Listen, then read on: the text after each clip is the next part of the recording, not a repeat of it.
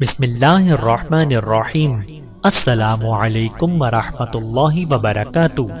وصیت نمبر 53 دعا کے بارے میں حضرت ابو ہریرہ رضی اللہ عنہ سے روایت ہے کہ حضرت ابو بکر صدیق رضی اللہ عنہ نے عرض کیا، یا رسول اللہ، مجھے ایسے کلمات پڑھنے کا حکم کیجئے کہ میں صبح و شام انہیں پڑھا کروں۔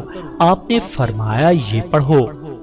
ترجمہ: اے آسمان، اے اللہ، آسمان اور زمین کے پیدا کرنے والے، ظاہر اور پوشیدہ باتوں کے جاننے والے، تو ہر چیز کا پروردگار اور مالک ہے۔